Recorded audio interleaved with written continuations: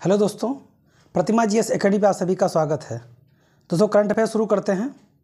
साथियों, आप लोगों को एक जानकारी देनी है कि अब करंट अफेयर जो है क्वेश्चन फॉर्मेट में विद एक्सप्लेनेशन आपको दिया जाएगा। आज मैं इस क्लास को ले रहा हूँ। आने वाली आज के बाद की जितने भी करंट की क्लासेस होंगी वो क्वेश्चन होंगे, साथ ही साथ एक्सप्लेनेशन के साथ दिया जाएगा, जो आगामी परीक्षा के लिए महत्वपूर्ण होगा। आप लोग लाइक करें, शेयर करें और जिन दोस्तों ने अभी तक हमारे चैनल को सब्सक्राइब नहीं किया है वो सब्सक्राइब करें। तो शुरू करते हैं। आज का पहला पॉइंट है देश का पहला डॉक्टर राजेंद्र प्रसाद अवार्ड। देखिए, डॉक्टर राजेंद्र प्रसाद के बारे में आप सभी लोग जानते हैं।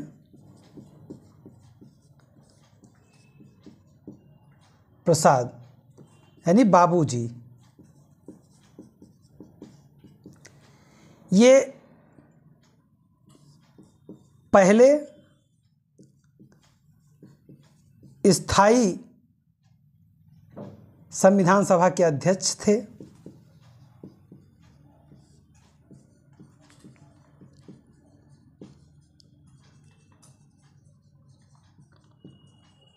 अध्यक्ष थे 11 दिसंबर 1946 को इन्हें स्थायी रूप से संविधान सभा का अध्यक्ष बनाया गया था। आगे चल करके भारत के पहले राष्ट्रपति बने।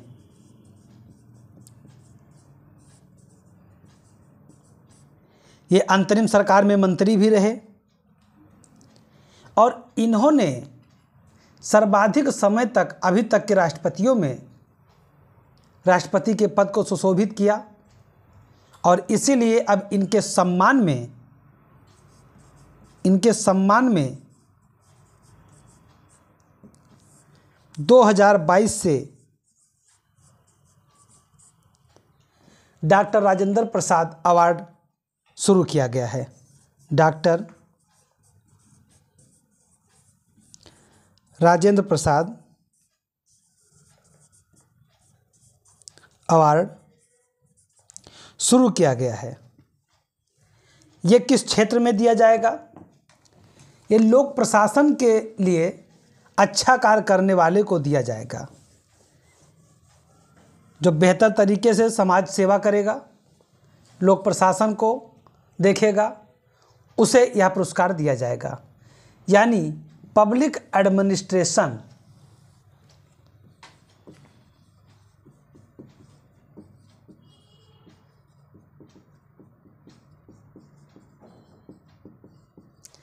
पब्लिक एडमिनिस्ट्रेशन यानी लोक प्रशासन। इसके तहत जो समाज सेवा के रूप में कार्य करेगा उसे यह पुरस्कार दिया जाएगा।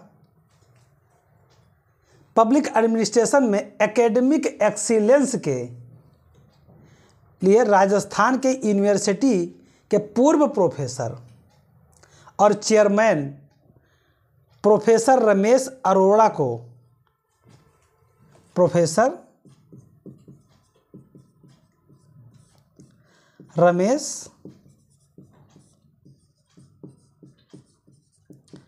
अरोड़ा को यह पुरस्कार दिया गया है। यानी कि देश का पहला डॉक्टर राजेंद्र प्रसाद अवार्ड से प्रोफेसर रमेश अरोड़ा को सम्मानित किया गया है। यह पुरस्कार उपराष्ट्रपति जगदीप धनखड़ के द्वारा प्रदान किया गया। यानी कि जगदीप धनखड़ के माध्यम से इस पुरस्कार को रमेश अरोड़ा प्राप्त किए हैं। अगला पॉइंट है two finger test. Two finger test जब हमारे देश में किसी का बलात्कार होता है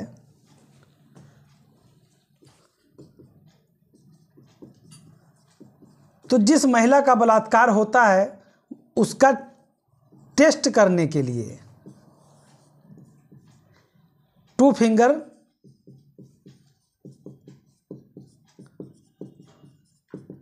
टेस्ट की अनुमति थी और इसके माध्यम से बलात्कार हुआ है या नहीं हुआ है डॉक्टर बताते थे।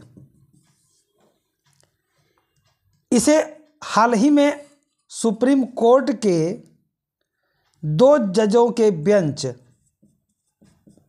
ने खारिज कर दिया है।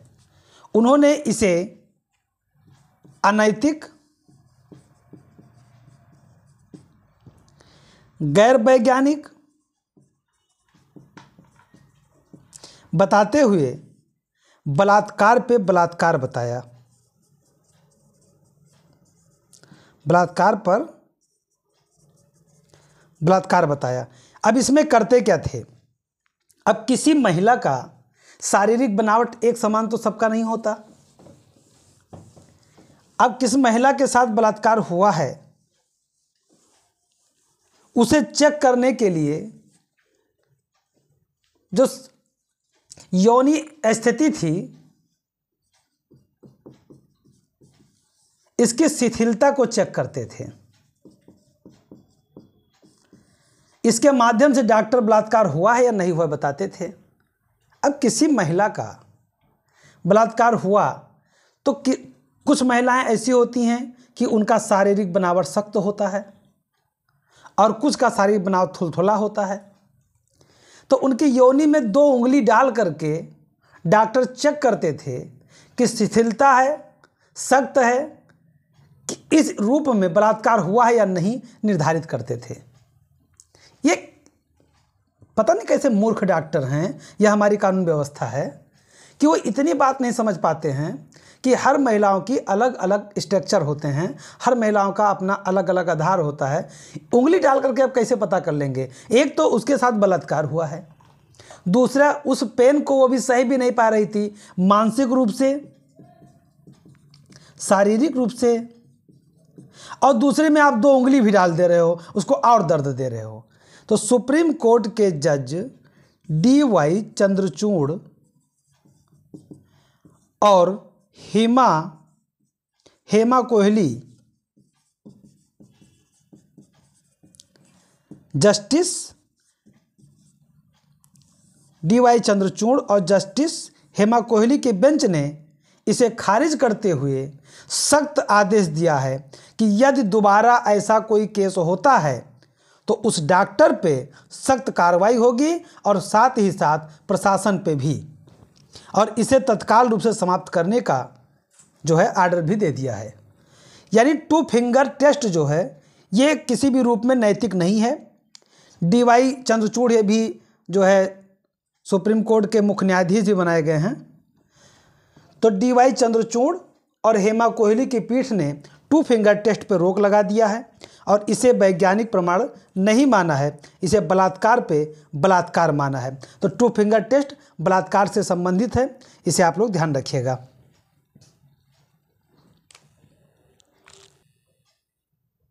अगला पॉइंट है फाल्कन हैवी रॉकेट। देखिए फाल्कन हैवी रॉकेट जो है ये स्पेस एक्स ने दुनिया का पहला शक्तिशाली रॉकेट फाल्कन हैवी लॉन्च किया। इस मिशन के तहत फाल्कन हैवी रॉकेट से अमेरिकी स्पेस फोर्स के सैटेलाइटों को अंतरिक्ष में भेजा गया। अमेरिकी स्पेस फोर्स के सैटेलाइटों को अंतरिक्ष में भेजा गया और इसी से 2018 में एलन मस्क ने फाल्कन हैवी रॉकेट से अपनी कंपनी टेस्ला की एक लाल स्पोर्ट कार को परीक्षण के लिए अंतरिक्ष में भेजा था। स्पेस एक्स एक निजी स्पेस फ्लाइट कंपनी है जो उपग्रहों और लोगों को अंतरिक्ष में भेजने का कार्य करती है।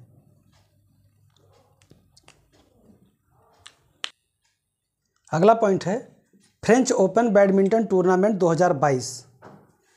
देखिए फ्रांस के पेरिस में फ्रेंच ओपन बैडमिंटन टूर्नामेंट 2022 का आयोजन किया गया, यानी फ्रांस के पेरिस में किया गया।